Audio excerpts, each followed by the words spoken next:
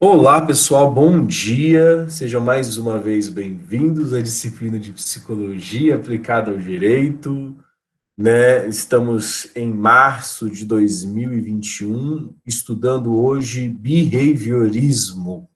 O que é isso, behaviorismo, né? Ou comportamentalismo? Por que, professor, a psicanálise estava tão bacana e agora a gente já muda de teoria? Nós vamos estudar todas as teorias da psicologia, as teorias da personalidade, as teorias psicodinâmicas, as teorias psicoterapêuticas. Não, nós não vamos estudar isso tudo. Ah, meu professor, meu coração doeu aqui, porque eu queria estudar Rogers, humanismo, Gestalt, fenomenologia, psicologia existencial. Tenho tantas coisas que eu gostaria de saber. Infelizmente, a nossa disciplina é uma disciplina de psicologia aplicada ao direito. Então, a gente não vai estudar uma introdução aos temas, principais temas da psicologia, né? O direito e a psicologia são cursos longos, extensos, de 5 anos, né? Então, teria muita coisa aqui que não cabe numa disciplina. Então, o que a gente está vendo? Algumas teorias de base para sustentar os estudos que a gente vai ter na segunda parte do semestre. Nós sabemos que esse semestre é um semestre curtinho, né?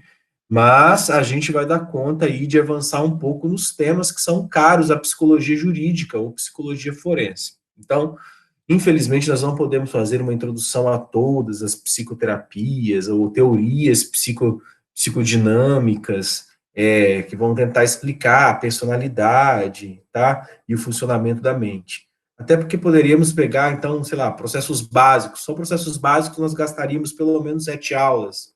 Uma aula para falar de memória, uma aula para falar de percepção, uma aula para falar de afetividade, uma aula para falar, entendeu? Então, assim, a gente não consegue dar conta de todo o percurso da psicologia numa disciplina. Então, eu escolhi duas teorias que são conflitantes e que possibilitam leituras de mundo e leituras dos fenômenos, tá? Então, a psicanálise é um tipo e uma possibilidade de leitura, inclusive um ramo muito forte do direito hoje. Nós temos congresso hoje de psicanálise do direito, tá? Nós temos disciplinas optativas que se abrem nos cursos de direitos para tratar sobre psicanálise, né? Aqui no estado, né, o Jovassi, por exemplo, que é um outro professor que passa às vezes pelo direito da UFES, mas é professor também de outras boas faculdades aqui no estado, é um professor empolgado, né, com o tema da psicanálise do direito, né? E eu tenho uma profunda admiração pelo professor Jovassi, né? Eu sou um outro professor que estou tentando, porque a minha área sempre foi processos identitários e representações sociais, desde o doutorado, mas tenho me aproximado do tema da psicanálise aplicada ao direito e, enfim, tentando fazer algum percurso por aí, né? Eu, inclusive, fiz uma pós-graduação, uma lato sensu, depois de fazer pós-doutorado, fazer lato sensu, mas só para ter a proximidade do professor Vladimir Safatli, da USP, né, em que foi meu orientador nessa pós-graduação de psicanálise. Então, assim, mas a gente não pode ficar só na psicanálise, né? A gente tem que pensar outros tipos de teoria, né, psicológica, que vão permitir uma leitura do fenômeno do direito, que vai permitir que a gente entenda um pouco, se aproxime um pouco dos fenômenos ou dos objetos caros ao direito. E o comportamentalismo seria, digamos, o antagós, o outro lado, uma outra percepção sobre os fenômenos, não só do direito, mas do universo psicológico. Tá? Quando nasce o comportamentalismo? Primeiro, né, behavior, né, comportamento, behaviorismo, então é a mesma coisa que uma tradução literal de comportamentalismo, ou defesa de que os fenômenos psicológicos sejam lidos não a partir de uma leitura internalista. O que é uma leitura internalista? Esses processos psicológicos ou funções psicológicas que se baseiam numa ideia de consciência. O comportamentalismo, ele quer medir, ele tem um projeto de mensuração apenas dos fenômenos observáveis. Então, o behaviorismo se intenta uma psicologia mais científica do que a psicologia filosófica. Porque admitir uma ideia de consciência é uma percepção mais filosófica do que propriamente científica, tá? Então, os behavioristas, eles tinham essa compreensão de uma psicologia científica, de uma psicologia experimental, tá? Que vai nascer, obviamente, com Wundt, né? E que vai ter autores, que são os autores que nós vamos ver aqui, clássicos como Pavlov, Watson, Skinner. Significa que só se reduz a esses três? Não, tem um bocado de outros autores. Tandark, Hulk, tem outros autores menores. Mas para nós aqui, como vai ser só uma aulinha de behaviorismo, o importante é a gente entender basicamente contingência, contiguidade, reforço, emparelhamento de estímulos, o duo estímulo-resposta, punição, reforço negativo e reforço positivo, que são conceitos essenciais, né, sem os quais não é possível avançar na teoria do behaviorismo. Mas aí, professor, se a gente vai estudar behaviorismo, por que o capítulo do livro que se apresenta para a gente, ele se apresenta com o nome de aprendizagem? Porque aprendizagem, gente, é um processo também, o processo de aprendizado é um processo básico, é uma função psicológica básica do ser humano, tá? Que é a capacidade de aprender. Nós, seres humanos, assim como muitos animais, nós temos a capacidade não de adaptar, tá? Vou me adaptar ao meio aqui, então a minha pele vai se tornar mais semi-permeável ou mais endurecida, ela vai fazer um mimetismo aqui, copiar cores, não é isso, não que é aprendizado, tá? Aprendizado não é mimetismo. Aprendizagem não é adaptação. Aprendizagem é eu erro e percebendo o meu erro como aversivo, eu modifico o meu comportamento para fazer ele diferente, tá? Ou eu acerto, recebo os benefícios do acerto do meu comportamento, né? Benefícios sociais, prêmios, né? Benefícios culturais, benefícios emocionais, benefícios econômicos, enfim, e então eu reforço o meu comportamento a repetir aquele comportamento que deu certo. Mas então, esse tipo de aprendizado só em animais adestráveis, né? Então, e aí não fique pensando que é só pet, cachorro e gato que aprende, não, tá? Esse tipo de aprendizado ele pode ser provocado em aracnídeos, ele pode ser provocado em moluscos, tá? Inclusive, nós temos centros de estudos, né, de comportamento animal, que o nome é etologia, e a etologia tem, então, casa muito bem com as teorias do comportamento, tá? Então, não pense só que é o ratinho ali do laboratório ou o chimpanzé que passam por esses processos de estudo de aprendizado, tá? Mas é óbvio que a nossa modulação, a nossa plasticidade neural, a nossa capacidade cognitiva, ela é muito maior do que pequenos mamíferos, do que moluscos, obviamente, né, do que insetos, né, no caso ali, a aranha tá na mesma, inseto não, tá, gente? A aranha tá na mesma linha ali dos moluscos, né? São artrópodes, né? Eu tenho moluscos, eu tenho aracnídeos, eu tenho crustáceos, né? Então, assim, é diferente a concepção, né? Então, assim, mas não só a concepção, né? A classificação biológica, né? Mas onde eu estou querendo chegar?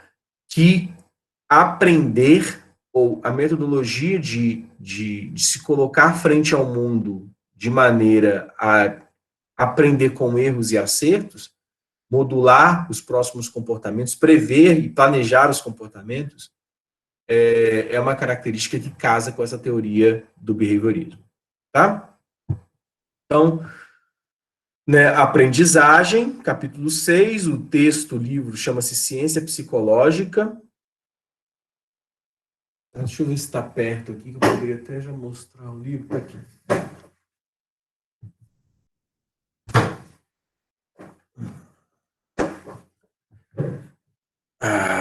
Vou mostrar aqui para vocês. Ciência Psicológica, tá? De Gazzaniga, tá? Ele é da ArtMed. É um manual. Na psicologia tem vários manuais como esse aqui. Esse aqui, ele vai trazer mais os processos psicológicos básicos, né? Ele vai fazer uma introdução sobre o comportamento humano, e aí vai tratar sobre memória, percepção, cadê? Consciência, sensação, raciocínio, linguagem, inteligência, motivação, né? E aí, obviamente, alguns elementos sobre biologia e comportamento, sobre psicologia social, sobre transtornos psicológicos, sobre personalidade, mas é um manualzão, tá? E aí eu vou usar apenas esse capítulo de aprendizagem, porque eu acho ele bastante bom, tá? Ele é bem bom, é um capítulo bacana, porque ele resume o behaviorismo, tá? Mas vamos lá, então. Milhões de pessoas gostam de assistir ao Dr. Sheldon Cooper. Quem não gosta, né? Quem não gosta de assistir Big Bang? Né? Mas vamos lá. Óbvio que vai ter gente que não vai gostar, né? Mas Sheldon é um cientista brilhante, mas não é socialmente privilegiado. A gente sabe disso, né? Ele não entende o sarcasmo e tem dificuldade para compreender as emoções e os gestos verbais de seus amigos. Na verdade, então, Sheldon tem um autismo, tá? Que são características psicológicas, né? Do tipo do espectro autismo, né? De entrada no TEA, né? Que é o transtorno do espectro autista. Também é muito resistente a qualquer mudança em sua rotina. Isso aqui já é características de NO, né? Neurose obsessiva. Interações divertidamente inábeis de Sheldon com os outros são um ingrediente importante do sucesso do programa. Durante um episódio, Sheldon está tentando aceitar que Leonard, seu companheiro de quarto e colega físico, está namorando uma vizinha atraente, a Penny. É a base do programa, né? Uma aspirante atriz. Quando Sheldon encontra Penny em sua cozinha, vestindo apenas uma camisola, dançando uma música de Shania, né? E fazendo rabanadas, ele imediatamente fica irritado. Afinal de contas, hoje é dia de comer aveia. Sheldon decide inviabilizar a relação de Penny e Leonard, aplicando destrutivamente a ciência psicológica.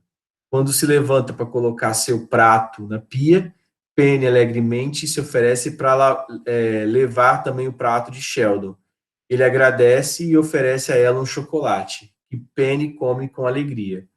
Leonard suspeita das ações de Sheldon, porque atos espontâneos de bondade não são o que se esperava dele, né? Mais tarde, quando Penny para de contar uma história porque acha que está falando demais, Sheldon novamente lhe oferece um chocolate. Leonard descobre o que Sheldon está fazendo e o confronta. Você está usando chocolates como reforço positivo para o que considera o comportamento correto. Sheldon confirma que Leonard está certo e lhe oferece um chocolate. Leonard recusa o chocolate e diz a Sheldon que ele não deve treinar sua namorada como se fosse um rato de laboratório. Sheldon diz a Leonard que não há nada que possa agradá-lo. Como as tentativas anteriores de Sheldon em ser agradável tinham falhado, ele simplesmente decide empregar técnicas de condicionamento operante com base no trabalho de Thorndike e Skinner. Sheldon, então, corajosamente afirma: a essa altura, na próxima semana, eu acredito que possa tê-la saltado de uma piscina, equilibrando uma bola de praia em seu nariz. Quando Leonard proibiu Sheldon de continuar usando chocolate para moldar o comportamento de Penny, Sheldon esguichou água no rosto do amigo e o repreendeu. Menino mau. punição, né? Você pode estar familiarizado com toda a terminologia usada por Sheldon e Leonard. Não pode, né? Quer dizer, pode não estar. Uma situação que muitas vezes acontece no programa. Os personagens também gastam um tempo considerável falando sobre mecânica quântica e teoria das cordas, usando uma linguagem técnica. No entanto, provavelmente reconhece que Sheldon está tentando mudar o comportamento de Penny, usando métodos que você usaria para treinar seu cachorro a ser obediente. Sheldon premia os comportamentos que quer que Penny tenha, esperando que ela os repita muitas vezes no futuro, ou mais vezes no futuro. Ele joga água e repreende Leonard porque quer inibir seu comportamento. Embora as representações do The Big Bang Theory dessas técnicas de aprendizado sejam um pouco bizarras, por se tratar de uma comédia, elas também são baseadas em princípios científicos desenvolvidos por psicólogos ao longo do século passado. Nesse capítulo, você aprenderá sobre a aprendizagem. Eu acho essas coisas tão assim, bacanas. Neste capítulo, Bobagem. Vamos lá. Teorias de aprendizagem têm sido usadas para melhorar a qualidade de vida e para treinar os seres humanos, bem como animais não humanos, a fim de aprender novas tarefas. Para entender todo o comportamento, precisamos saber o que é aprendizagem e como ele ocorre. Bem bacaninha, né? Bem didática essa historieta inicial aqui. Para nós, o que salta aos olhos, o que é importante nisso é que comportamentos diferente de uma estrutura da consciência como víamos na psicanálise é entendido de uma maneira científica porque é observável e pode ser reforçado. O que significa? A gente pode dar módulo, a gente pode modular, a gente pode operacionalizar, a gente pode modificar comportamentos, tá? Essa certeza de modificação de comportamentos, essa possibilidade, essa leitura, esse entendimento, faz com que a gente acredite que, e construímos uma sociedade sobre esses pilares, que comportamentos positivos devem ser meritocraticamente premiados e comportamentos negativos devem ser sumariamente punidos. Então, essa ideia de punição e de prêmio, no caso de reforço, é construído com base na teoria do behaviorismo, tá? E aí você pode ver que na nossa sociedade praticamente tudo tem uma leitura bem próximo dessa concepção, tá?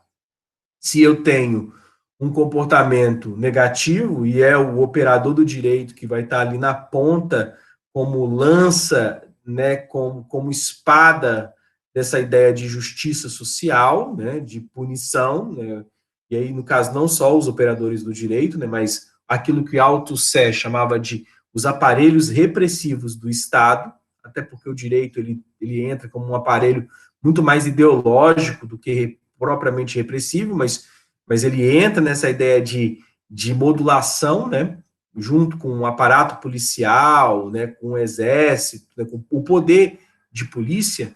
Então, o que acontece? O direito vai e condena. O policial, a polícia prende. O advogado condena, né? E aí, obviamente, a sociedade pune. A ideia de que não é o policial nem o advogado, no caso uma promotoria, colocaria alguém no presídio, né? A sociedade é que coloca as pessoas no presídio, né? É nem o advogado, nem o juiz, nem a polícia, o todo social que criou uma convenção baseada na ideia de punição. E aí a gente vai ter medidas que são restritivas de direitos, né? E, obviamente, a máxima que se considera no direito penal seria a perda da liberdade, né? Que não é apenas uma restrição de um direito, né? E aí o que acontece? Não quero aqui criar a ideia de que o presídio é bom, é ruim, não quero fazer uma leitura aqui, até porque vocês acho que estão fazendo o penal 1, É no terceiro período que faz penal 1, né? E aí o que acontece? Vocês já estão vendo já uma leitura do que é a punição, né? Começaram já a entender essa base da estrutura da pena, do que é uma pena. E uma pena é muito mais do que uma dosimetria, é muito mais do que um cálculo, se tem majorantes, ou se aquilo pode ser minorado, né?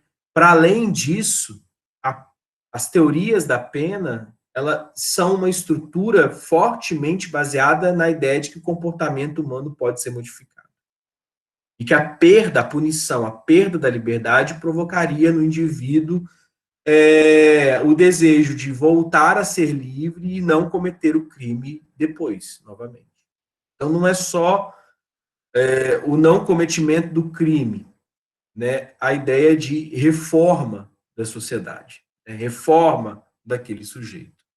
A questão que nos fica aí, eu vou adentrar nos conceitos do behaviorismo, cara, é só uma reflexão para a gente fazer, para vocês irem pensando durante, inclusive, a aula, é que se os presídios como desenhados hoje, eles são a pena de perder a liberdade ou um castigo maior, que é ter uma vida miserável durante o período da pena.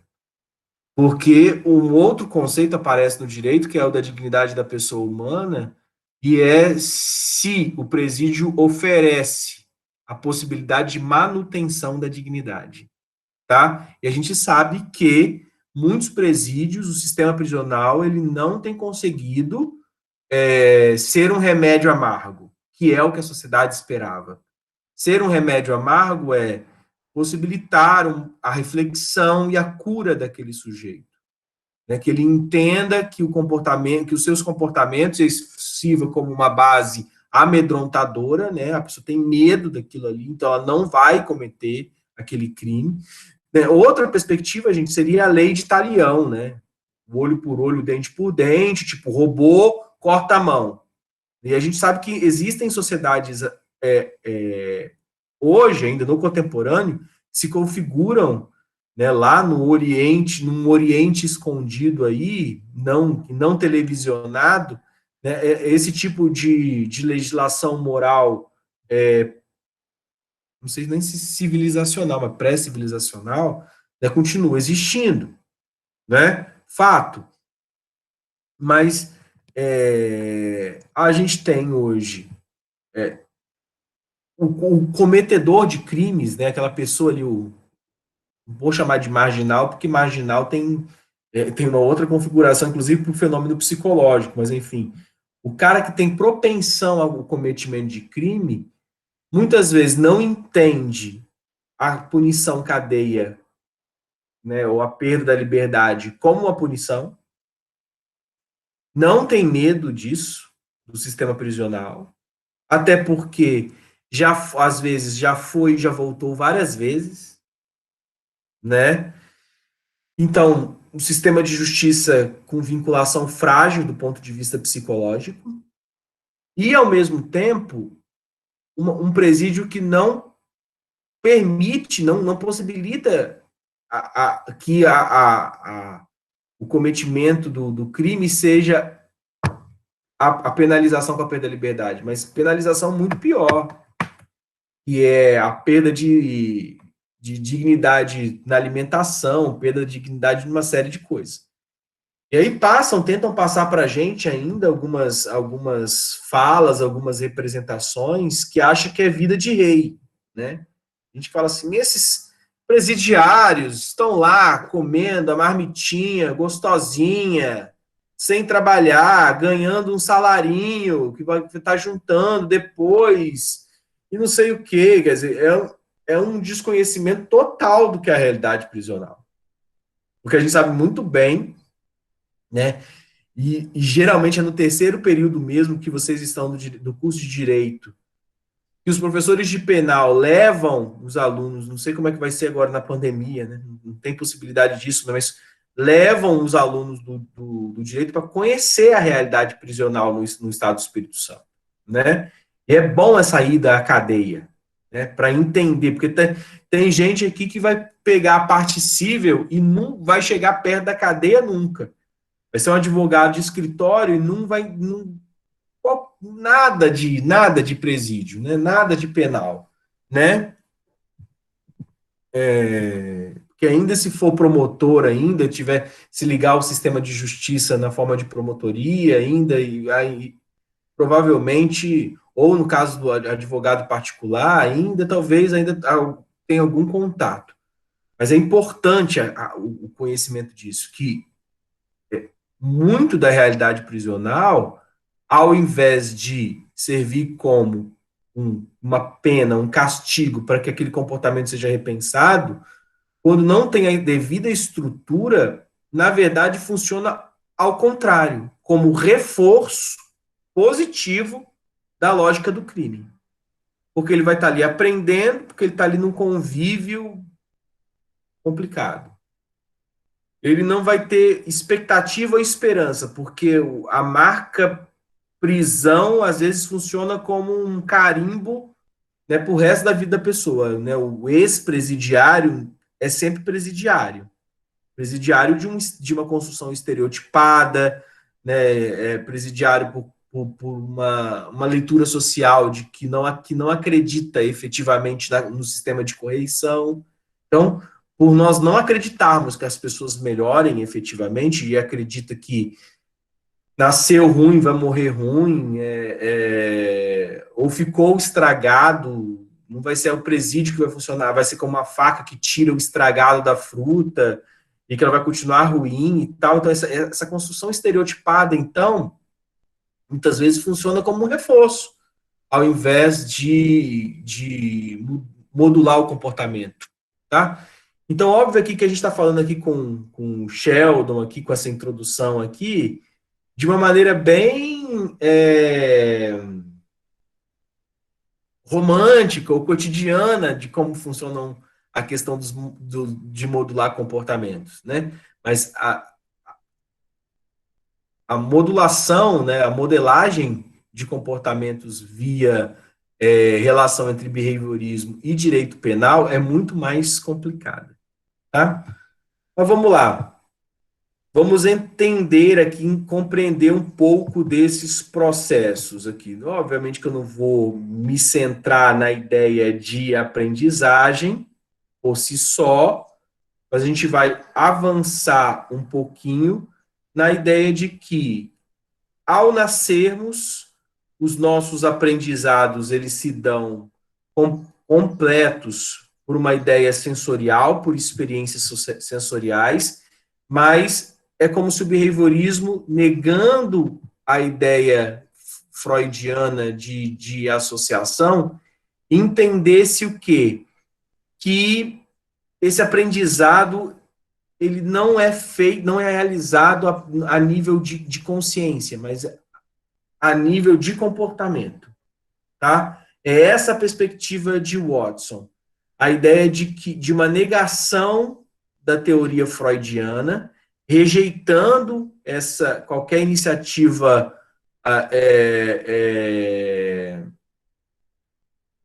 iniciativa psicológica de leitura do mundo a partir de uma ideia de consciência, tanto que o texto coloca que até os mesmos estruturalismos, né, são negados, tá, pela teoria behaviorista, e aí, então, a ideia de que as crianças, na verdade, crescem por reforço e por emparelhamento de estímulo, tá? E aí, então, eu quero chegar aqui e para além dessa ideia de tipagem de aprendizagem,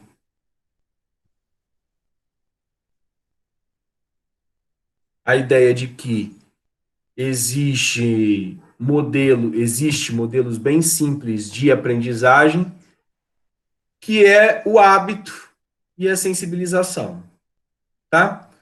O hábito é aquilo que o conceito hábito mesmo traz, né?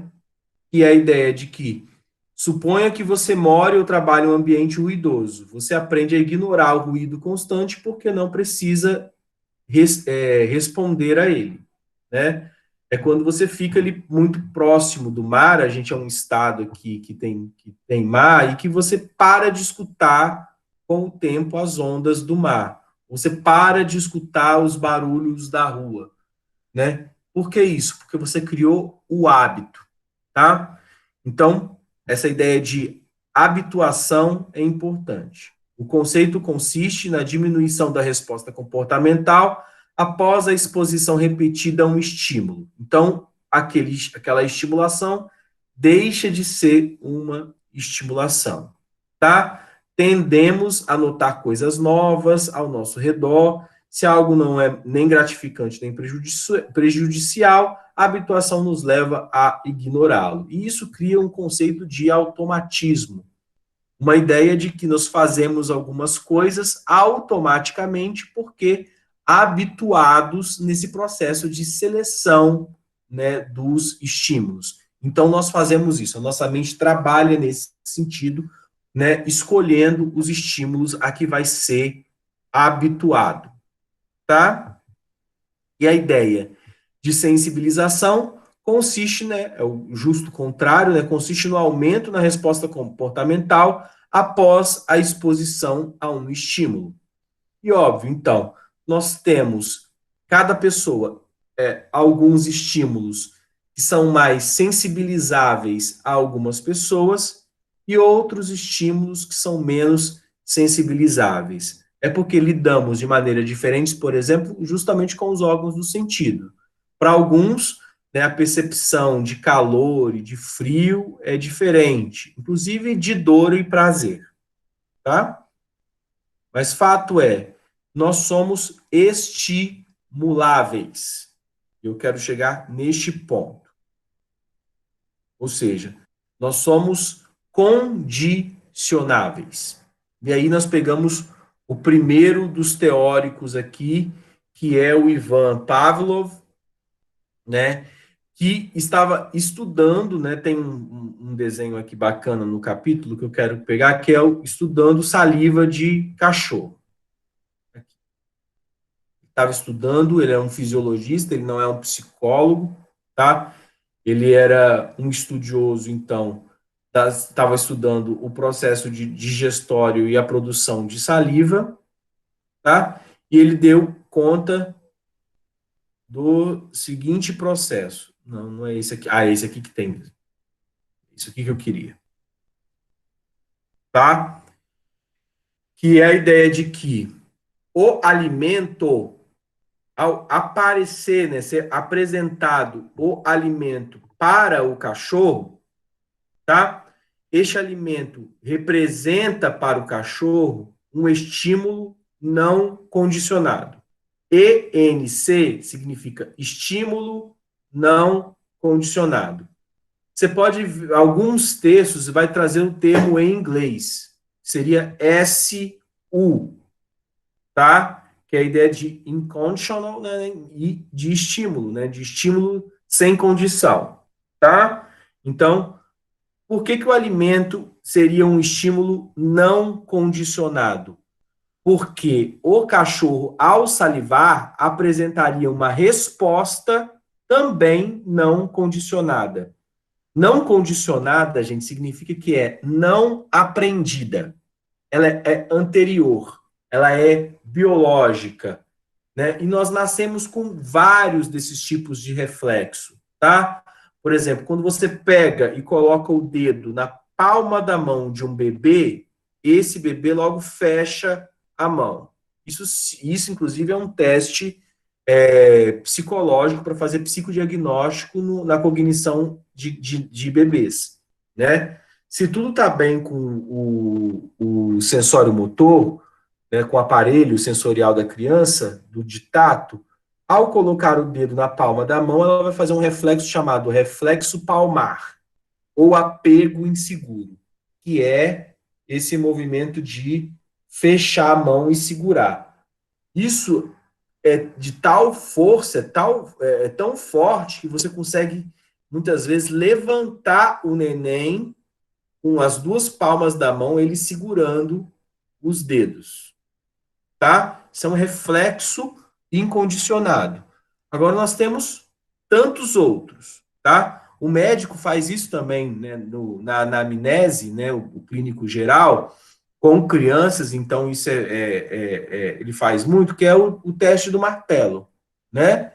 Dá uma marteladinha no joelho, na perna em suspensão, e a perna dá uma resposta, né, autônoma, né? Professor, é só isso, as coisas que são reflexos, né? São coisas bem biológicas básicas? Não. Tem os reflexos incondicionados, eles são a base da pirâmide de Maslow, tá? Tudo que se refere ao mais primordial, ao mais biológico, ao mais essencial na construção da fisiologia humana, tá? No entendimento da fisiologia humana. Tá? Então, eu estou falando de impulsos, né, de fome, sono, sexo. Então, tudo que está relacionado àquilo que é manutenção da vida, e, obviamente, rigorosamente ligado às questões biológicas, eu estou falando, então, de reflexos incondicionados. Você não para pensar aí que, nesse exato momento, a sua rede sináptica, né, os seus dendrítios neurais estão fazendo potencial de ação e potencial de membrana, por exemplo. Tá? O que é isso? O impulso nervoso, né? E o nosso corpo todo está sendo comandado por uma rede nervosa neural, tá? Mas fato é, ao mostrar comida para o cachorro saliva automaticamente. E se agora fosse um determinado horário mais próximo do almoço, ó, muitos aqui tomaram café, outros ainda estão de jejum, mas se eu começasse a falar aqui de alimentos gostosos, você também salivaria. Então, nós não somos tão diferentes dos cães assim, tá? E aí eu tô falando, você pensa, aquele bolo de chocolate com uma calda bem generosa, né? Uma ganache bem gostosa, né? E aí, assim, esse bolo coberto, né? Com nuts, assim, os seus favoritos, talvez nozes, castanhas, né? Pistache. E aí você pensa assim, dá uma mordida nesse bolo. Tem tanto tempo que você não come um bolo, né? De aniversário gostoso, né? E você fica com aquela coisa, né? Mas se você sentiu fome, você é gente, né? Se você, né? Agora, se não, vai matar, né? Não, você pensa, talvez a pessoa não liga muito para doce, não, né? Ah, mas eu posso fazer outros processos de estimulatórios aqui, né? Colocar aqui, em vez de falar, né, daquele doce gostoso, né? Falar de uma torta, né, bem quentinha, com o requeijão, né, borbulhando em cima do frango, né? É uma coisa maravilhosa, né? Desejo reprimido, nada. Vamos falar de desejos reprimidos aqui, vocês vão se assustar. Você começa a fazer uma terapia grupal aqui de vocês. Maldade para quem não tomou café. Ajuda aí. O café é sem graça, né? Pão com salame. Mentira, pão com salame tem o seu momento correto, né? Mas vamos lá. O que é isso, essa salivação no cão? Uma resposta incondicionada por um estímulo incondicionado, porque biológico. Quero que fique isso na cabeça de vocês, tá? Porque tudo aquilo que não for incondicionado será condicionado pela aprendizagem. Então, nós estamos falando que o behaviorismo entende que os comportamentos podem ser modelados. Ficou claro isso aqui.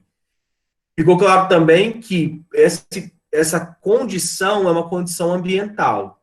Então, o duo mesmo, o ambivalente, os dois pontos aqui, né, da teoria behaviorista é a ideia de que eu preciso de um estímulo e eu respondo comportamentalmente como uma resposta. Óbvio, se eu respondo é com uma resposta. Então, eu respondo condicionalmente esse estímulo com um comportamento.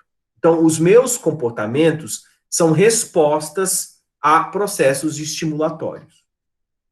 Tá? Então, essa é a base do behaviorismo, tá? E aí voltamos lá ao experimento do Pavlov.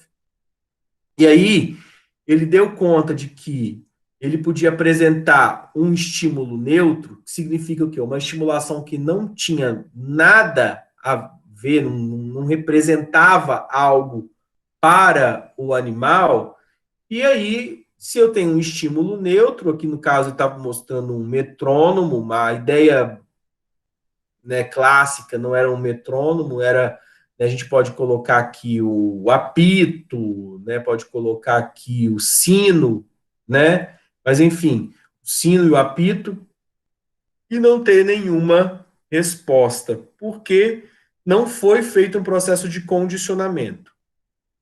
O que é o condicionamento clássico pavloniano? É essa relação aqui, ó. É a relação ou emparelhamento, emparelhar, gente, colocar lado a lado, colocar junto, né, para criar a condição, né, de colocar o estímulo neutro junto com o estímulo não condicionado, tá? Óbvio que com o tempo eu vou poder tirar o estímulo não condicionado, porque o aprendizado foi que, olha, ao tocar o sino, vai vir comida aí. Ou ao apresentar o metrônomo, vai vir comida aí. Ou ao apitar, vai vir comida aí. Né? E aí o que acontece?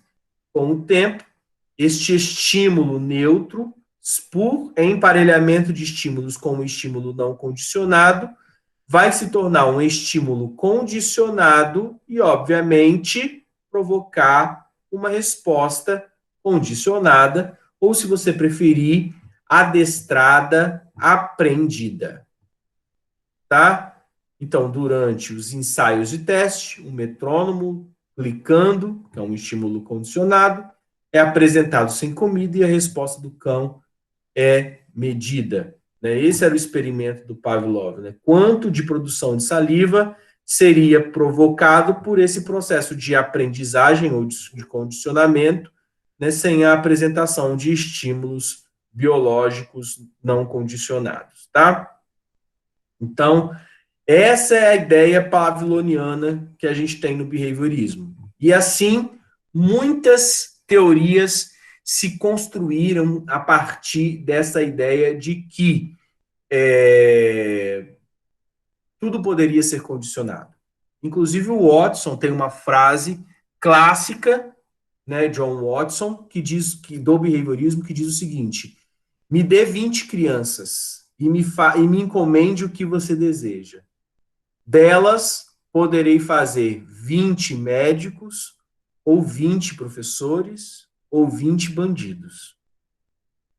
Porque ele acreditava que, para modular a personalidade, tão somente era necessário o processo correto ou não correto das estimulações ambientais.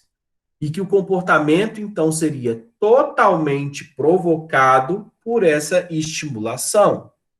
Então, vocês pensem bem, para você ter uma pessoa honesta, é só você, durante toda a infância dessa pessoa, durante toda a vida dessa pessoa, estimulá-la a ser correta, a ser honesta, tá? Recomendo aqui que vocês assistam um filme do Stanley Kubrick.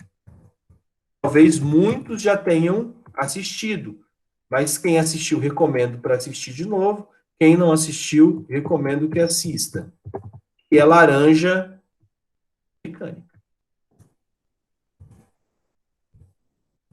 E tem tudo a ver com isso. Sim, Mariana, em Admirável Mundo Novo, a gente tem essa construção também. Essa ideia de modulação de comportamentos. Tá? A Laranja Mecânica é um clássico porque ele mostra justamente como o direito penal é influenciado, né, e o sistema prisional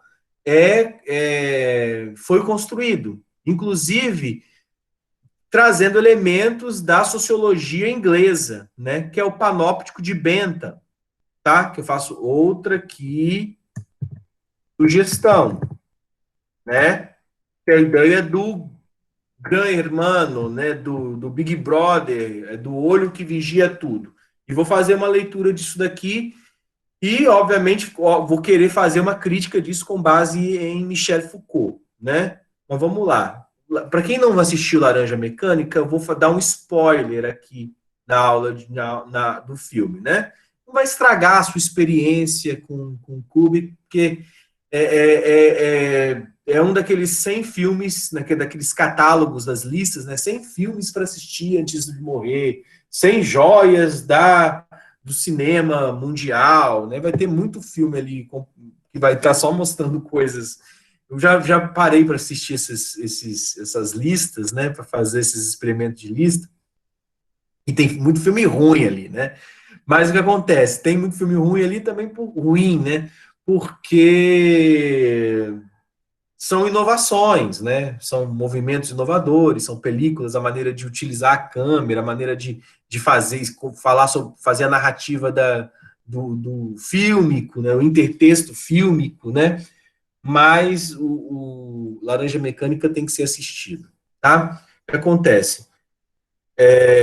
O filme começa com uma sessão bastante violenta, né?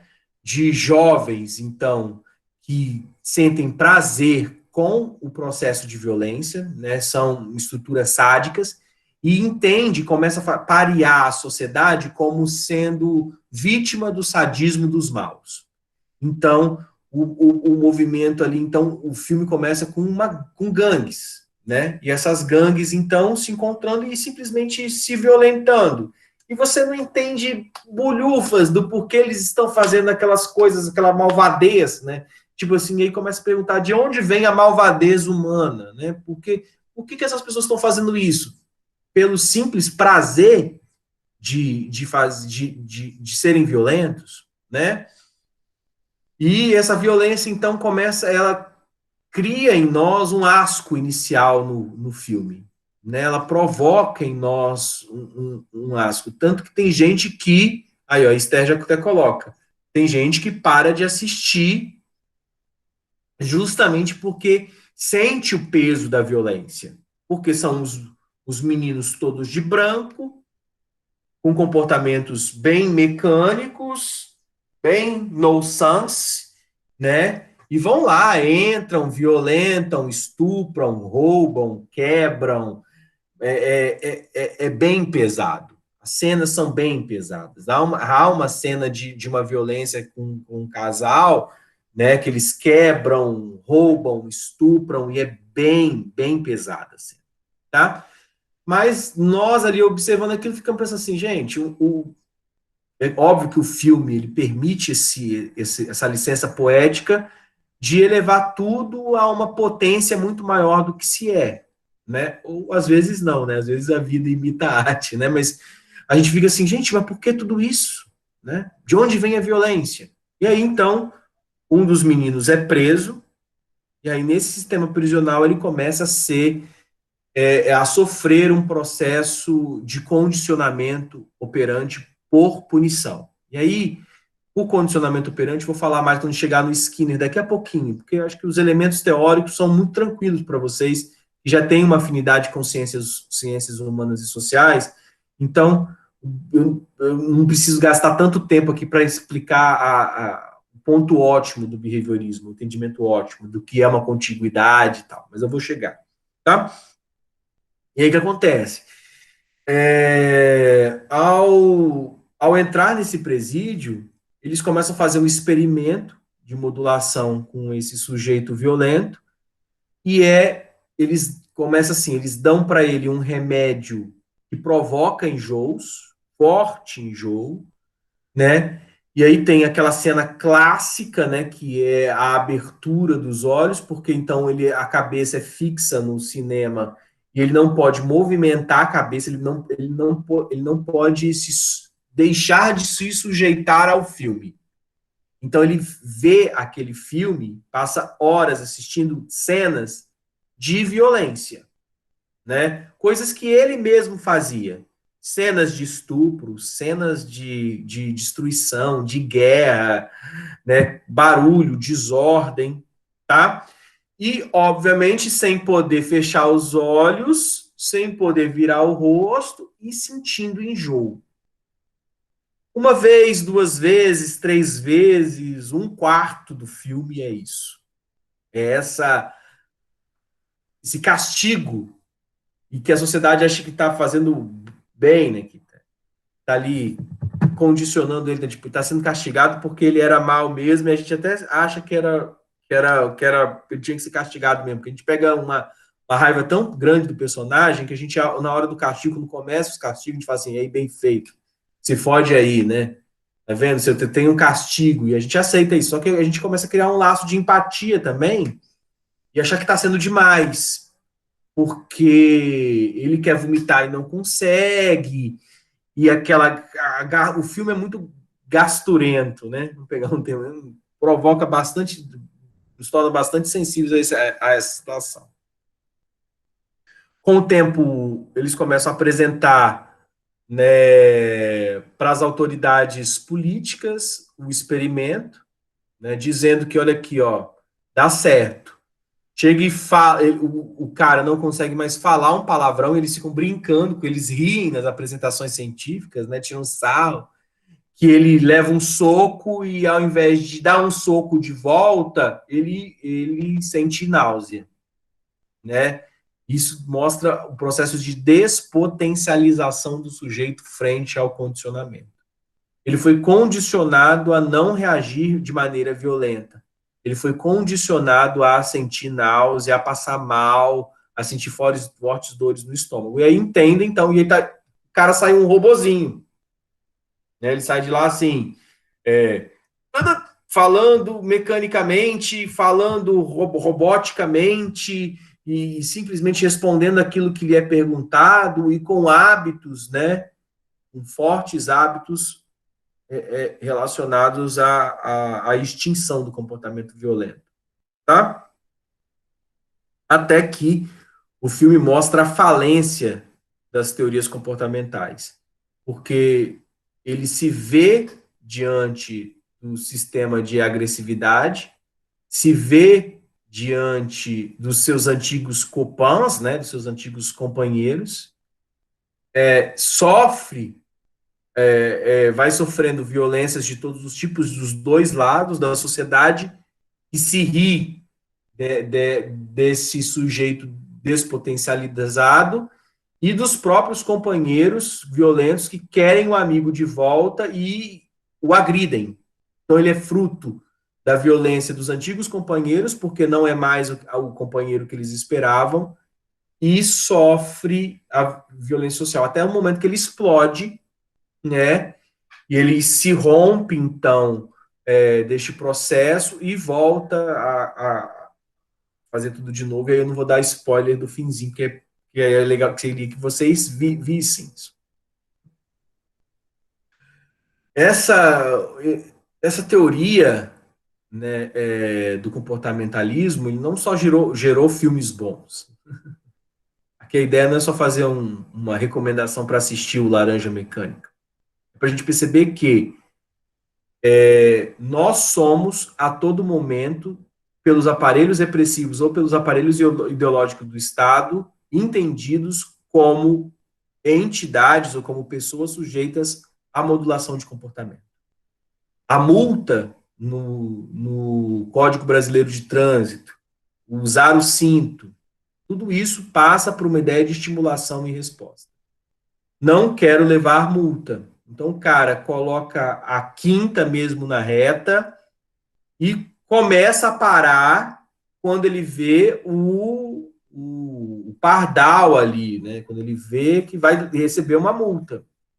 E aí, então, os pardais, eles funcionam muito mais como um quebra-mola mecânico e punitivo do que, de fato, a consciência de que a via tem uma quilometragem máxima de velocidade a ser seguida, né? Não se trata de uma via de 80 quilômetros por hora, né? Que mesmo que a gente faça os 20% aí, 40% de perdão, né? Algumas vias são entendidas como de 150 por hora. É 80 só quando tenho o semáforo ou tenho, no caso ali, o pardal. para medir a velocidade, né? Muita gente na década de 90, nossa, foi uma luta no Brasil para entender que o cinto de segurança era algo necessário, né? Talvez os seus pais sofreram bastante nesse processo, porque estavam tão acostumados a não usar cinto de segurança que entendiam que aquilo ali era uma mordaça, tá? Que aquilo ali era um enjaulamento. Hoje nós nem sentimos o cinto de segurança. Quando a gente vai dirigir, a gente já puxa, é algo tão mecânico, tão condicionado, tão reflexo, né? Tipo, a gente entende que, inclusive, a autoescola coloca isso, né? Você não, a primeira coisa que você faz ao entrar no carro não é ligar o carro, é o quê? Colocar o cinto de segurança, tá? Então, o nosso aprendizado segue essa ordem. A escola segue essa ordem, né? O vermelho, a nota vermelha, a nota azul, o ser aprovado, o ser reprovado, o receber o carinho das pessoas, o dar respostas afetivas, o como dar essas respostas afetivas, para quem dar essas respostas, o como falar, quando falar. Se eu falar com erros gramaticais severos, vão rir de mim. Então, eu não quero passar essa vergonha. Então, eu já modulo, eu penso como eu vou falar, eu já construo as concordâncias. Quanto mais a plateia, forte for a plateia, e aí a gente vai percebendo que, dependendo da comunidade, eu vou me desatrelando dessas amarras. Então, com os meus amigos, eu me permito falar de uma maneira. Se eu vou fazer uma audiência, eu vou falar de uma outra maneira. Eu vou me comportar de uma maneira. Eu vou falar de uma maneira. Eu vou me vestir de uma maneira, né? Ninguém aqui vai no culto religioso de cueca de praia. Por que isso? Porque você fala que não é adequado. Não é que não é adequado. A gente sofreu processos de aprendizagem tal, de modulação de comportamento, que a gente criou essa ideia de normalidade e de adequação, né? E aí, então, para viver em sociedade, tudo acaba passando por um processo de modular comportamentos. É que eu vou dar um exemplo claro agora para vocês. Então, sofrem um processo de modelagem de processo a todo momento, né? Vamos dizer o seguinte, eu olho aqui que quando eu coloco os vídeos na sala, né, tem um contador, né? Porque eu não coloco o vídeo aberto no YouTube. As aulas de vocês são só para vocês. E o único lugar que eu coloco o link é no Classroom. E aí eu vejo, por exemplo, quantas pessoas viu, por exemplo, a aula. Ou fez o download, eu consigo ver quantas pessoas fez o download do texto. Então eu sei quem pegou o texto para ler antes da aula, né? Quem clicou no texto. Né? Eu tenho esses processos de contagem. E aí eu falo para vocês, por exemplo, agora nós estamos em 63 aqui na sala, isso para mim me positiva, né? Me cria uma sensação boa, eu falo assim, beleza, não preciso puni-los. Mas se eu for olhar as questões ali, eu fico pensando se eu não deveria dar uma prova mesmo. E quando dar a prova, tá? Por que isso? Porque vocês estão há tantos anos nesse processo de modelagem escolar que vocês entendem que se não tem prova, não precisa estudar. Vocês só estudam, vocês ou nós, porque eu posso me incluir nisso aí também, nós estudamos quando tem prova. Porque eu fico com medo de ser reprovado na disciplina. E ter que fazer de novo, e não ir com a minha turma para frente, e ter que, porque vai bater um horário depois, e talvez eu não vou poder fazer a disciplina que vai estar no horário dessa. E aí, então, por conta disso, eu vou e faço. Agora, eu também sou aluno, né, por exemplo. Por exemplo, no primeiro exercício, eu já vi gente que entregou o exercício rigorosamente igual ao outro. Completamente, completamente igual ao outro. Só que eu tenho 60 alunos, eu não vou ficar abrindo todos para ver quem colou, quem não. Eu estou me ferrando para isso, né? Agora eu fico pensando se eu não seria um bom professor se eu não os acusasse disso. Acusar como? jogasse na cara da fuça de vocês e dizer assim, o que que você quer? Quanto você quer? É a punição ou o reforço positivo? Porque tem gente que grita para os sete ventos que a sociedade deve ser meritocrática, mas entrega um caldo de bosta, um cadinho, para dizer que é melhor que os outros. E que não é. O behaviorismo nos provoca esse tipo de compreensão de que é tipo, afinal de contas, o comportamento ele tem que ser a que nível modulado? Qual é o grau da punição? Será que é a punição também a melhor medida para modulação dos comportamentos? Será que os comportamentos modulados por punição são os melhores? E aí, então, a gente segue o texto. Porque Skinner não entende, então, que é só o estímulo e resposta. Skinner entende que existem outras variáveis ambientais, né, que vão permitir, que vão operacionalizar esses comportamentos, tá? E aí, então, Skinner nos apresenta a ideia de reforço positivo e de reforço negativo e de punição, tá? E aí eu já acho que posso até sair do texto, né? É a seguinte ideia.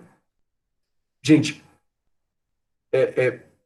punição é um castigo, tá? Skinner começou tudo isso com uma caixa, né? Com experimentos de uma chamada caixa de Skinner.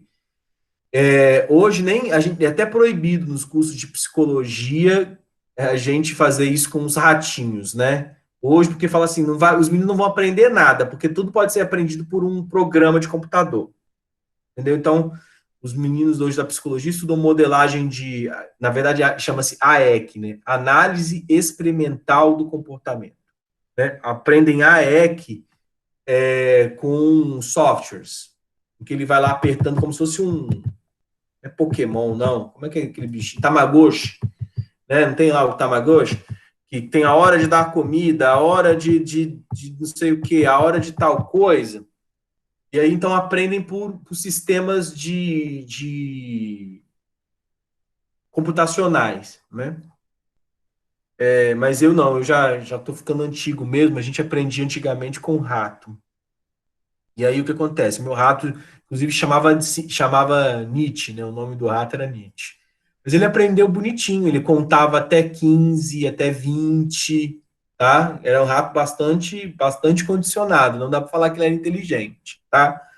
E como é que fazia isso? Que a gente replicava o modelo do Skinner, né? A caixa de Skinner. Deixava o ratinho 2 dias sem comer, e aí a fome, então, faz coisa, tá, gente? Aí o que acontece? Colocava o ratinho lá no coisa, já tava tremendo, tadinho. A primeira coisa que fazia depois da aula era dar comida para ele, tá, gente? Então, não é tão absurdo assim, mas a Sociedade Protetora dos Animais acha um absurdo, sim, né? Mas enfim. Aí o que acontecia? O ratinho, então, com sede, com fome, né?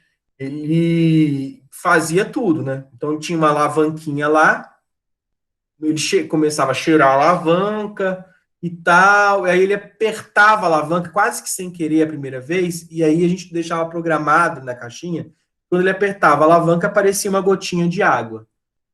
O rato endoidava quando ele viu pela primeira vez essa gota de água. E aí ele ia, então, tentando aprender como é que ele ia mexer naquela alavanca. E aí ele, então, viu que ele colocava o peso dele sobre a alavanca e aparecia a gota d'água. Colocava o peso da alavanca, ou seja, ele estava aprendendo já a usar a alavanca. E aí, então, ele foi bebendo a água dele, a gente estava comida, vida que segue, outra semana, outra aula, né, deixava o rato privado de novo, né, esse estado de fome aí chama-se estado de privação, e tá? E privação, vocês já conhecem bem, né? Privar de liberdade, mas enfim. Então a pessoa fica ali, né? Louca, tá? Louca, louca, querendo. Gente, Só pensei aqui, muitos juristas, né, alguns intelectuais de direito estavam pensando a questão do direito da visita íntima, tá? Repensando isso. A visita íntima é uma condição, inclusive, de direitos humanos, tá? Porque imagina o estado de privação de um adulto da sexualidade, por isso que acontecem, o presídio também é recheado de crimes sexuais, por conta de estados de privação, tá? O cara ali que está ali há 10 anos e que comete estupro com um colega de cela, às vezes, dele, por conta disso, tá? Mas, enfim, isso é outro assunto. Vamos falar que eu sou aquele marxista que quer acabar com todas as cadeias, né? O comunistão, e que não é isso, tá? Só estou pensando aquilo que funciona, aquilo que não funciona, aquilo que pode ser aprimorado, pode ser melhorado, tá? Vamos lá, então. E aí o ratinho, depois a gente começa a ensinar ele, depois que ele aprende essa sistemática, com 2 semanas, ele já não cheira mais a alavanca. Ele já chega privado na caixa, já vai direto para a alavanca, empurra a alavanca e bebe a água dele de boas. Só que aí a gente começa a sacanear o rato, né? O rato, para mudar o processo de estimulação e o processo de condicionamento. E a gente então faz o seguinte: quando o rato aperta a primeira vez, não aparece água. Quando aperta a segunda vez, aparece água. Mas ele fica nisso, né? Ele está aprendendo a contar. Então ele vai lá, aperta uma vez, confere, não tem água. Aperta a segunda vez, tem água e bebe. Ele começa, então, a acertar e errar. O que é acertar e errar aqui? Procurar a água na hora que não tem. Isso é o erro. Gente, vou dizer para vocês, em 2 semanas, o ratinho já está lá. Não olha a primeira vez. Ele vai lá, 1, 2, vai beber a água. 1, 2, vai beber a água. A gente consegue isso, aspas, poderia ir até muito mais do que isso, tá? É claro que seria uma quantidade de alavancos para uma quantidade de estimulação e vai depender do que ele vai querer. Ele vai lá e aperta 1, 2, 3, 4, 5, 6, 7, 8, 9, 10 sem olhar e aparece a água. E aí aparece 1, 2, 3, 4, 5, 6, 7, 8, 9, 10, 11, 20 vezes e ganha um pedaço de cenoura. Tá? E aí tem hora que vai chegar assim, já chega lá, conta 20, a gente fica lá. Dá 20, ele já vai para o lugar onde cai a comida. Entendeu? Isso, essa sistemática, né, de você ganhar alguma coisa, é o prêmio que para o Skinner chama-se reforço positivo. Tá? Esse reforço também pode ser um reforço do tipo negativo, que não é o prêmio satisfativo, não é a satisfação que é o alvo do condicionamento. O reforço negativo é quando algum conteúdo aversivo é retirado. Que é o quê? A eletricidade, por exemplo. O ratinho já está em condição de choque, né? E para acabar com o choque, para levar choque, ele tem que fazer tal coisa. Ele tem que pegar tal caminho. Ou a própria punição, que é colocar o elemento negativo quando o comportamento é indesejável, tá? Então, basicamente, a gente tem esses três elementos na ideia de condicionamento operante em Skinner. Quero abrir aqui o Classroom agora para dar uma olhada no questionário de vocês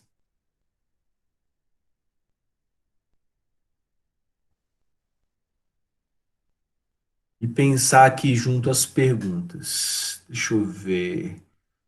Tan, tan, tan.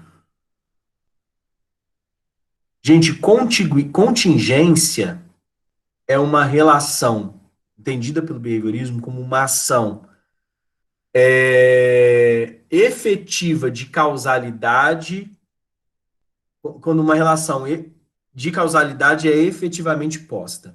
Seria como assim? Seria, olha, eu me aproximo de uma janela e agora nesses dias chuvosos cai um raio.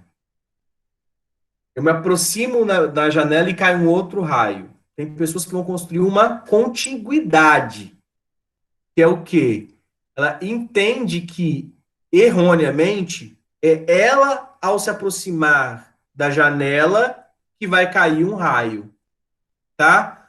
Professor, esse exemplo não é bom, não. Porque eu quero criar um exemplo, a ideia de superstição. A superstição é uma contiguidade, tá? Então, são construções mentais que não estabelecem uma relação de causa e efeito efetiva, tá? Muitas pessoas criam traumas na vida por conta de contiguidades, tá? Tipo, foi numa balada e ficou com a pessoa ruim. Foi outro dia na balada e ficou com a pessoa ruim. Ou não ficou com ninguém, né? Foi 5 vezes na balada e nunca conseguiu ficar com ninguém. A pessoa fala: eu sou a pessoa mal amada, ruim, indesejável, ninguém me ama, ninguém me quer, porque eu vou na balada. E eu vou parar, então, de ir na balada. Entendeu? Porque aí a gente fala assim: dá uma chance às contingências, né? Que é as contingências de reforçamento, as condições de causalidade efetiva que possam provocar o comportamento, tá? Sim, Arthur, é uma boa. É uma ideia de a contingência é efetiva relação de causalidade para o reforço do comportamento. A contiguidade, não. É uma construção supersticiosa, com vínculo frágil, que não tem realmente a ver para a modulação do comportamento. Estou pensando aqui com base nas perguntas que eu fiz para vocês, que eu pergunto aqui a diferença de contingência e contiguidade. Então, mas aí, gente, as 8 perguntas, as primeiras perguntas, são 11, elas são apenas para você ler o texto, tá? Porque as 8 primeiras estão todas no texto, tá? O que me interessa mesmo, o que é diferente, o que eu vou olhar aqui, né? Porque as outras ali eu sei que vocês, alguns, a maioria vai copiar ou vai, enfim. Não tô entrando vocês em descrédito, não.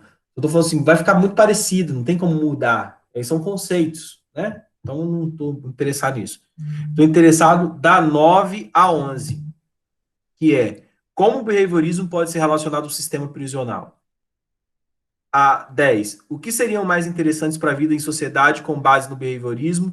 As medidas restritivas de direitos ou as políticas públicas?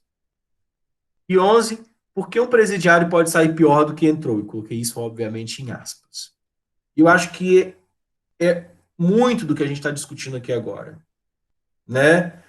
A ideia do panóptico de Bentham, a ideia do presídio como construído, de que está sempre alguém vigiando, está sempre alguém observando, e que todos os comportamentos são observados, e que a gente tem que responder de uma determinada maneira a esses comportamentos, essa maneira vigilante, essa maneira que a gente tem sempre está com medo de quem está vendo, né? Ela não produz autonomia. Né? Como que vai ser produzida autonomia dentro, e obviamente autonomia, eu vou pegar a palavra no grego mesmo, autonomos, né? Nomia é lei, é o entendimento por si só da lei, né? Como que a gente vai conseguir superar essa condição de heteronomia, né? E inclusive em muitos casos de anomia, da inexistência dos vínculos de legais. Essa separação vocês devem ter visto em sociologia com o Durkheim, né? Anomia, heteronomia e autonomia. Mas que é retomada pela psicologia, inclusive pela epistemologia genética de Jean Piaget, e que pode ser lida a partir dessa ótica aqui do behaviorismo e dessa ligação com o sistema prisional e o sistema penal, que é como produzir autonomia, que o estado de anomia, de ausência de lei ou de heteronomia, que sempre a lei tem que estar presente para mostrar sua punição, não é um grau de civilização que nós esperamos. Nós esperamos que as pessoas tenham esse imperativo categórico kantiano internalizado, que essa lei seja algo do universo do sujeito, para o viver bem em sociedade. E aí, obviamente, eu tenho liberdade. Eu tenho uma compreensão de que eu posso viver nessa sociedade da melhor maneira possível, potencializando os meus dons, né? As minhas potências. E a gente percebe o quê? Que muitas vezes o que a gente tem é, na verdade, um processo de despotencialização, ou de ruptura, ou de negação, ou de desafirmação, ou seja, desafirmação é negação, né? Um processo de negar essas potencialidades humanas, tá? Então, algumas reflexões que a gente tem que fazer a partir do behaviorismo. Se a gente está acertando nesse esquema. Agora, fato é, não estou aqui porque tenho uma visão diferente do behaviorismo, negando o behaviorismo, dizendo que não, que nós não aprendemos assim, que não é assim, porque a maioria dos processos de aprendizagem nossos seguem essa ordem que é a do condicionamento operante, que é a do reforço positivo e da punição. Tá? Vamos lá, me coloco aqui à disposição nesse momento para algumas dúvidas. Ou tá tudo lindo? Professor, Por favor, Heitor. bom dia. Aqui, eu tenho duas dúvidas, na verdade. A primeira dúvida, eu queria só tentar entender. A contiguidade não seria um bom caminho para poder perceber esta relação com a. Ela não é que seria um bom caminho, ela seria incompleta, porque ela leva à superstição, certo? Que é uma aprendizagem viciada. Mas a contingência estaria associada à aquela ideia de probabilidade condicional, que eu consigo unir vários elementos, né, a partir de características semelhantes entre eles e criar, assim, uma efetiva relação de causalidade com o comportamento? Sim. A contiguidade geralmente acontece, Heitor, quando a gente tem uma confusão. Os estímulos estão embaralhados. Por exemplo, se eu tenho muitos estímulos, eu não tenho a discriminação correta desses estímulos, dizendo, olha, para a criança, por exemplo, está acontecendo isso com você por conta disso. Ou seja, que é uma discriminação completa, mais madura na ordem da aprendizagem. Né? Isso está embaralhado, eu vou construir contiguidades. Quer ver? Então, vou colocar aqui na ordem da economia doméstica, da economia do lar, o pai e a mãe ali. O menino fez uma bagunça e o pai, simplesmente irritado, foi lá e bateu no menino. O menino vai olhar para o pai e falar assim, tipo, ele pede, a criança pede, fala assim, por que eu tô apanhando? E tá ali, ela vai pensar, se não há uma relação de diálogo entre os pais estabelecida, o que, que a criança vai falar assim? Ah, eu devo ter apanhado porque eu quebrei a perninha aqui do homenzinho. E não porque ela estava falando alto, gritando. Parece um exemplo bobo, mas a questão é, quando eu tenho a correta discriminação dos estímulos obviamente, eu estabeleço um nexo de causalidade para o estabelecimento da resposta punitiva, por exemplo, do operante, eu estou colocando para a criança, olha, papai agora vai te bater. Nossa, deve ser muito chato ser filho de psicólogo, né? Mas vamos lá. Papai agora vai te bater porque eu falei que o seu limite era esse. E você desobedeceu. Eu falei, não pode isso. Eu te dei uma advertência. Eu disse, olha, se você fizer isso novamente, eu vou te bater. Estou agora, então, vou te bater porque eu vou cumprir a minha promessa. Porque você é reincidente naquilo que eu falei para você não fazer. Então, infelizmente, dói mais em mim do que em você. Dá-lhe chinelada. Professor, a Xuxa diz que não pode bater nos baixinhos. Mas nesse ponto, gente, quero dizer assim, não estou falando que é espancar, não. Estou falando assim, estabelecer limites. Dizer o não é assim, o sim é assim. Então, assim, nesse sentido, um tapinha não dói. O pai que não se utiliza do artifício também da punição, né? Ele cria uma geração, e nós estamos vivendo isso, uma geração de crianças sem limites, que acha que podem tudo, que não estabeleceram, não tem modulação de comportamento, né? Porque simplesmente alguns pais se negaram a cumprir a tarefa da paternidade, da maternidade, que é estabelecer limites, tá? O que que é a contingência aí? Olha, vai acontecer isso por conta disso. Discriminação. Entendido, Heitor? Entendido, professor. A minha, Você disse que tinha mais uma também. a minha outra, na verdade, nem é uma, não sei se é uma dúvida ou um comentário, mas eu queria entender, tipo, como o senhor comentou a respeito o que seria mais interessante para uma vida, uma das suas perguntas, né? O que seria mais interessante para a vida em sociedade com base no behaviorismo, as medidas restritivas de direitos, as políticas públicas. Aí é aquela ideia de um sistema prisional que é punitivista e todo aquele aspecto da pena privativa de liberdade. E eu queria entender, por exemplo, tem um experimento do Zimbardo, não sei se o experimento de Stanford, que ele comenta, e parece que dialoga bastante com essa ideia que o senhor comentou de Bentham, que gera uma subcultura carcerária, né, dentro do sistema prisional, que aí, no caso, geraria, sim, uma sociedade, né, completamente maculada e viciada lá dentro, que quando saísse, né, ela não enxergaria, ela seria um reflexo complexo daquilo que, totalmente distante daquilo que deveria ser. Então, de fato, geraria um defeito no comportamento e é como se fosse uma lógica não estrutural, né, de escalonamento de culturas, mas que a espécie do ser humano que está saindo dali é pior do que aquela que entrou. Aí eu queria entender como que isso funciona a ideia da punição e do reforço dentro do behaviorismo, porque aí a punição realmente não é o melhor caminho. Uhum. A ideia de reforço positivo é dar às pessoas as condições mínimas para viver bem em sociedade. Eu estou querendo dizer o seguinte, olha, se um rato, ele privado de tudo, ele morde, imagina uma pessoa privada de tudo.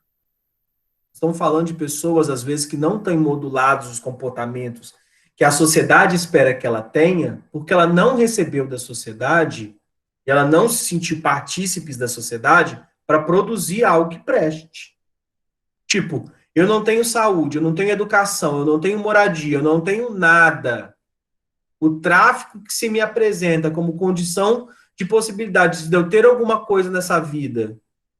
Óbvio que o processo de aliciamento criminal, ele vai se construir aonde o Estado não existe, onde o Estado falha.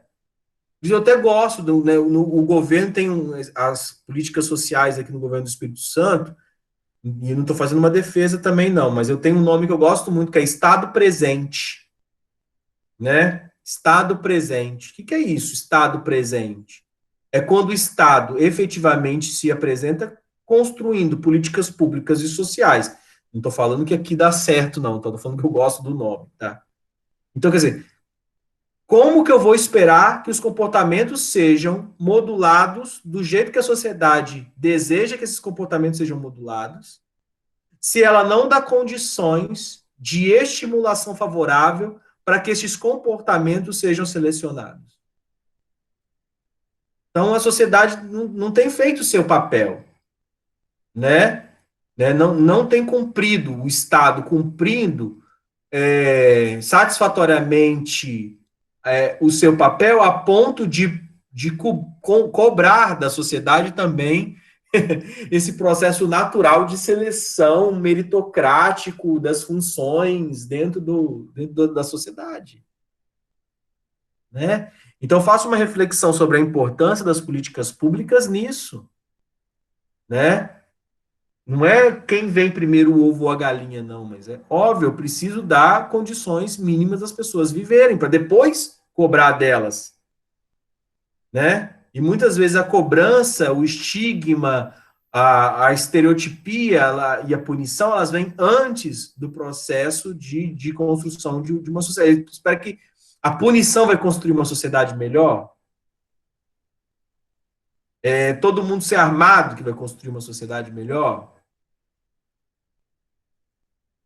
Entendeu? É uma reflexão que eu estou tentando fazer com vocês aqui. A gente não precisa pensar nos direitos fundamentais. A gente não tem que pegar aquele artigo 5º lá da Constituição e começar a ver naquilo que são os direitos fundamentais constitucionais, aquilo que a gente está conseguindo dar resposta para a sociedade do que é válido ou não. A fome não é constitucional. Então, existem certos valores econômicos e certas construções simbólicas dentro da nossa sociedade que nós vamos ter que repensar. Né? E é a reflexão que eu estou trazendo para vocês. Será que, então, a fome é constitucional? Será que eu tenho o direito de cobrar o quê de resposta da sociedade para alguém que está passando fome? Eu já contei para vocês a história do Machadinha. Contei, não? Então vou contar aqui rapidinho. Eu fiz um trabalho de extensão, eu tinha um projeto de extensão dentro do IASES. Né? O IASES, gente, para quem não conhece, é o sistema, né, de socioeducação do Espírito Santo. Né? Se eu não tenho maioridade, eu não tenho julgamento, né? Eu tenho medida socioeducativa, não tenho a punição, eu tenho a medida socioeducativa. Tá? Então, o que acontece? Beleza. O meu projeto era junto com o Ministério do Trabalho, eu consegui um dinheiro do Ministério do Trabalho, que eu falei assim, olha, todo curso que vai lá para o IASES é curso de salgadeiro, curso de atendente de repositor de coisa de supermercado. Falei assim, isso é chato pra caramba, vamos dar outros cursos para os meninos, né? Quem sabe eles não vão sair ali de uma outra maneira. E eu pensava em economia solidária, os termos de economia solidária, economia criativa, que é potencialização de vocações comunitárias, né, para estabelecimento de empreendimentos. Então, ia ter aula, então, criei um curso, comprei material, computadores, então, em vez de levar alguma coisa lá para eles lá, sub do sub, né, eu falei assim, comprei bons computadores, inclusive, montei um laboratório de informática lá dentro do IASES Xuri, e aí comprei cursos, né, e bons professores lá da aula de empreendimentos, fluxo de caixa, como construir um negócio, tudo mais. E eu comecei a ser criticado pra caramba, velho. Foi um momento que eu passei bastante raiva nesse tempo. Eu até pensei se eu ia continuar fazendo extensão, né? Eu falei assim, ai, gente, pesquisa é tão melhor, né? Eu tenho os meus alunos de IC, eu tenho meus orientandos de mestrado, ninguém me enche o saco, eu sou o rei, falo o que quero, penso o que quero, a gente vai lá, escreve um artiguinho, tá ótimo, todo mundo feliz, sai contente, beleza. Pesquisa é muito mais legal, esse negócio de extensão, mexer com gente, comunidade, dá trabalho, o pessoal reclama, né? E o que acontece? Eu tinha que ir lá no Xuri, que era longe. E por que eu comecei a desanimar assim? Porque nem os agentes de socioeducação entendiam que aquilo era importante. Eles não davam apoio, eles não queriam que eu fosse. Eles não me queriam ali. O IASES não me queria ali. Por quê? Porque os próprios socioeducadores, né, os agentes ali, achavam que eu estava o quê? Eu estava instrumentalizando o tráfico. Eles falavam assim, por que você vai ensinar fluxo de caixa para esses meninos? O que você está fazendo é a profissionalização do tráfico.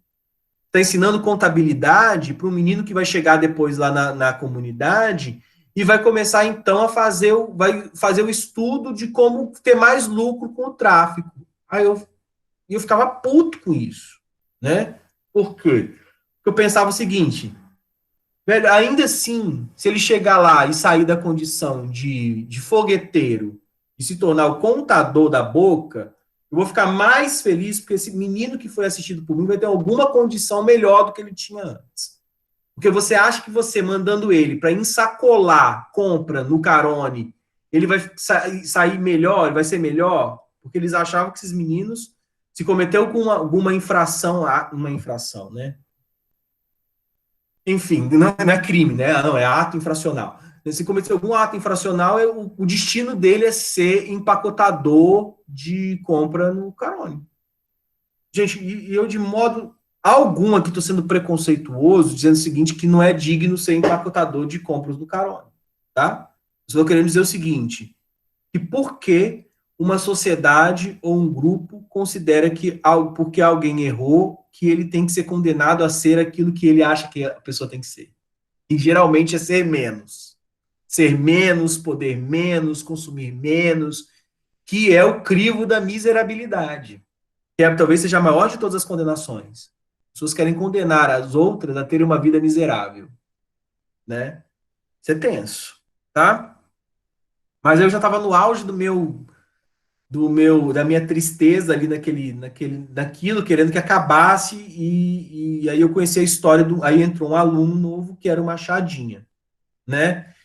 E aí eu fui entender por que o apelido dele era Machadinha. E ele era Machadinha, e aí todo mundo começou a me botar medo, que o Machadinha é perigosíssimo, não sei o quê, papapá.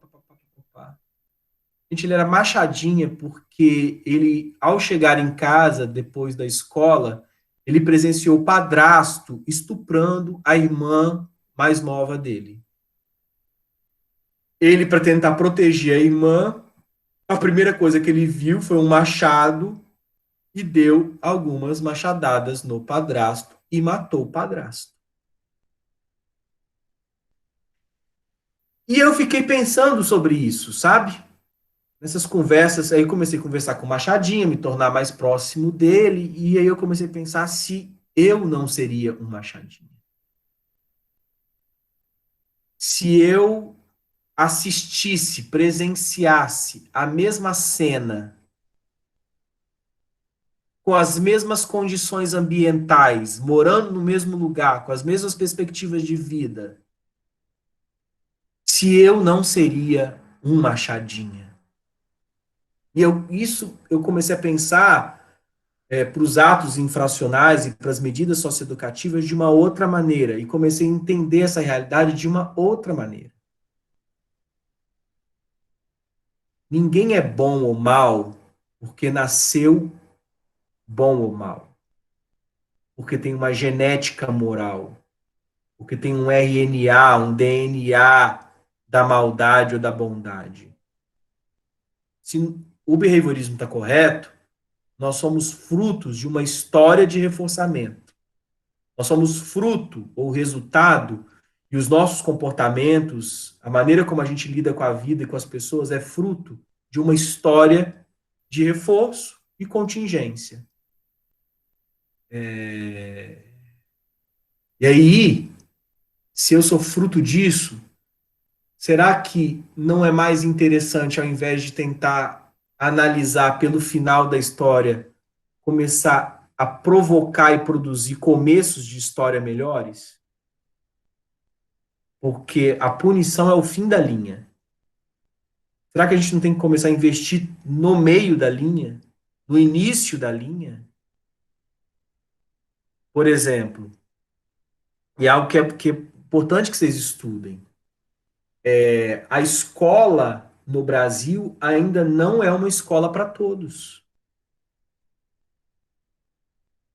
Não é uma escola para todos.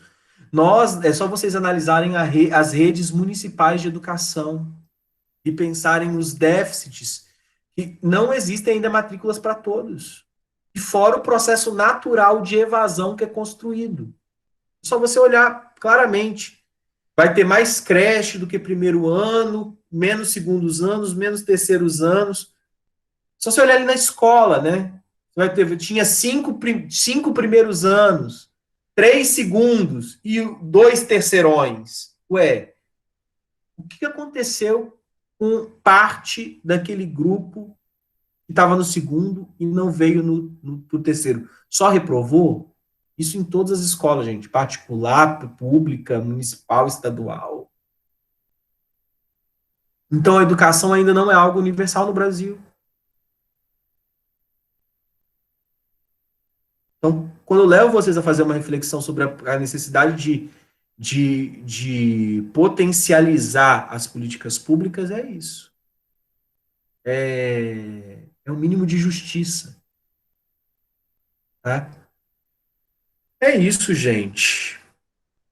Né? Boas reflexões. Professor, a recompensa e a punição são iguais em termos de construção de comportamentos ou um deles é mais forte? Mais forte? A recompensa é mais forte que a punição. O reforço positivo é o mais, o best do best, tá? Mas a gente gosta da ideia de punir. Nós punimos mais do que reforçamos positivamente. Né? A palmatória foi mais usada do que o chocolatinho, né? Só que também o problema é que também na educação infantil a gente faz as coisas também muito estereotipada, né? Esse negócio do chocolatinho do Sheldon mostra isso, né? A estrelinha, o parabéns, o escrever parabéns e não sei o quê. É muito mais do que isso, né? A verdadeira recompensa, no caso, o reforço positivo, vamos chamar assim, né? O verdadeiro reforço positivo é o lugar que as pessoas estão e são, né? É um reforço positivo, é a possibilidade de vocês estarem aqui, tá? Vocês estão diante de uma tela que mesmo que não é a melhor das escolas, não é o melhor escolas, né, não é o melhor meio, vocês ainda estão tendo a possibilidade. Eu não estou falando daquilo, isso não é conversa de pai, não, tá? Pai que vem com isso, né? Meu primeiro presente foi uma enxada. Eu tinha para ir para a escola que caminhar, né, 5 km. E você, agora, com todas as coisas, não é isso, não. Não é isso que eu estou fazendo, não. Estou simplesmente fazendo uma reflexão. Olha que bacana. Nós temos a possibilidade de, neste momento, estarmos aqui. É um privilégio. É um privilégio. Fiquem bem. Espero que a aula tenha sido produtiva, construtiva e que a gente consiga, então, avançar a próxima aula. Então, a gente começa a psicopatologia, tá? É uma aula bem interessante, as pessoas gostam porque tentam se identificar, tá? Se tem, nossa, mas eu tenho um pouco de neurose obsessiva, nossa, eu tenho um traço de personalidade histriônico. Olha, aqui você, fulano, porque eu começo a montar, né, os esquemas de personalidade, né? Aqui é fulaninho, professor, aqui da turma, olha aqui, ó, ele tá aqui, ó, todo aqui, ó, depressivo aqui, ó, não sei o que, é bacana, tá? Então eu vejo vocês na aula de psicopatologia semana que vem e, por favor, lembrem, né? Hoje é o último dia para a entrega do exercício do segundo exercício de Freud e já está lá o exercício do behaviorismo. Beijo grande, fiquem bem, tchau, tchau. Valeu, valeu, vocês são os queridos. Mas muito bom dar aula para vocês, muito bacana. Tchau, tchau.